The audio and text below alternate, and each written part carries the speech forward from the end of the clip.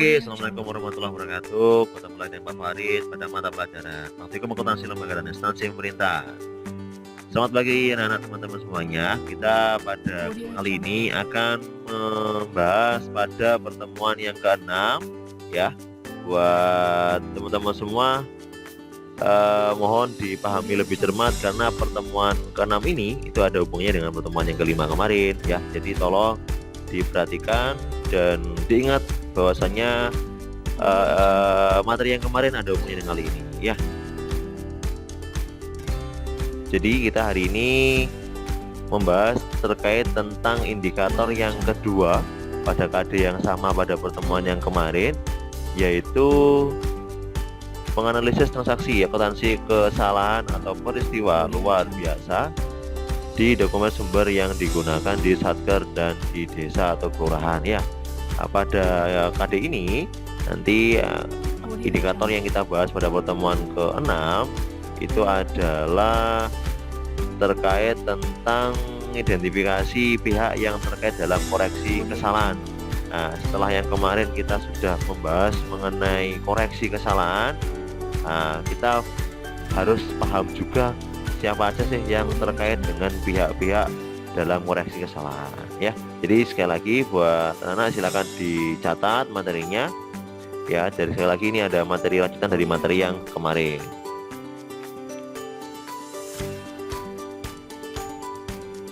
Pihak yang terkait dalam koreksi kesalahan ya.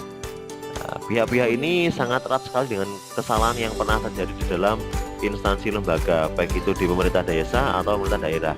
Biasanya pihak ini memang orang yang terlibat di dalam instansi tersebut.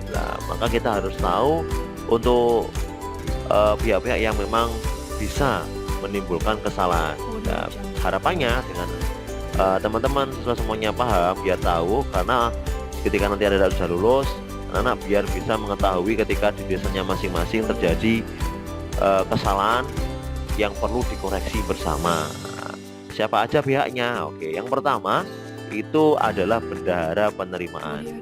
Bendahara penerimaan khususnya pada SKPD ya, Satuan Kerja Perangkat Desa, wajib menyampaikan laporan pertanggungjawaban atau LPJ administrasi beserta bukti-bukti pendukungnya kepada pengguna anggaran melalui PPK SKPD setiap bulannya ya. Jadi kalau yang kemarin kita sudah memahami terkait tentang koreksi kesalahannya, lah pihaknya yang ini harus kita pahami. Kenapa? Karena di bendahara penerimaan seluruh penerimaan di dalam pemerintah daerah atau desa itu selalu melalui bendahara penerimaan ya. Itu adalah pihak yang pertama. Pihak yang kedua seperti yang teman-teman dipahami yang pada pertemuan yang kemarin itu adalah bendahara pengeluaran. Bendahara pengeluaran ini menyampaikan LPJ UP, LPJ TU dan SPJ administrasi kepada pengguna anggaran melalui PPK SKPD. Nah, jadi dari bendahara penerimaan setelah dilaporkan, setelah dicatat, maka nanti ketika ada transaksi pengeluaran, baik itu pembelian atau belanja, maka itu akan dicatat oleh bendahara pengeluaran. Makanya bendahara pengeluaran ini harus jeli, harus teliti untuk memahami terkait tentang koreksi dalam keuangan di daerahnya masing-masing. Selain itu, dalam bendahara pengeluaran juga ada penyampaian pertanggungjawaban harus melalui PPK SKPD, agar PPK SKPD ini melalui verifikasi terlebih dahulu atas LPJ UP atau LPJ TU dan SPJ administrasi tersebut ya. Buat anak-anak kalau tanya ini apa kepanjangannya, ini ada di pertemuan yang kemarin. Maka kalau ingin jelasnya silakan diputar kembali video pada pertemuan yang kelima, dipahami dan dihafalkan apa ini kepanjangannya ya. Pada pertemuan ini Pak gak usah menjelaskan apa kepanjangannya ini. Ini adalah pihak yang kedua, yaitu bendahara pengeluaran. Pihak yang ketiga terkait tentang koreksi kesalahan pada instansi lembaga khususnya di desa atau daerah adalah kuasa bendahara umum daerah. Kenapa? Karena di kuasa bendahara umum daerah ini beliau menyampaikan SP2D untuk mengembalikan kelebihan pendapatan SKPD ke PPK SKPD. Nah, kuasa inilah yang sering sekali timbul penggelapan dana, baik itu di daerah desa maupun daerah di kabupaten atau kota, di mana setiap ada kelebihan itu tidak dilaporkan sesuai dengan realnya di laporannya.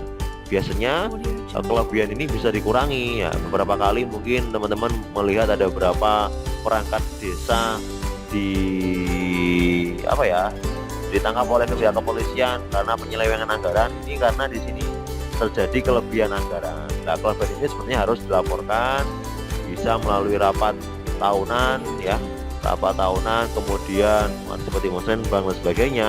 Ini untuk apa? Untuk melaporkan kelebihan di setiap anggaran pada periode tertentu ya. Ini adalah kuasa bendahara umum daerah. Kemudian pihak yang berikutnya, ada yang terakhir, ini adalah pengurus barang.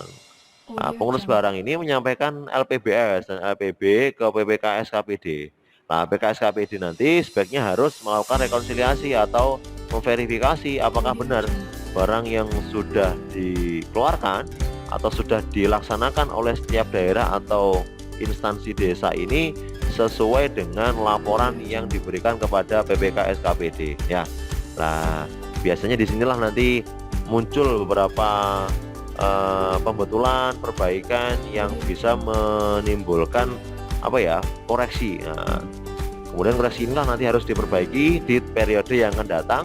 Ketika ditunggu kok tidak ada koreksi, maka ini juga bisa dikatakan sebagai pihak penyelewengan anggaran. Nah, jadi ini adalah pengurus barang dan juga sebagai pihak-pihak yang terkait tentang koreksi kesalahan pada instansi lembaga pemerintahan. Jadi teman-teman silakan dipahami, ini dicatat karena ini ada hubungannya dengan pertemuan yang kemarin.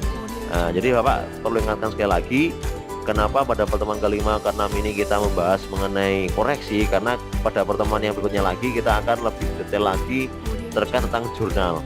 Di jurnal itu nanti teman-teman harus memahami terkait tentang koreksi, karena kita akan belajar mengenai pasal di PSAP khususnya di instansi lembaga pemerintahan ya.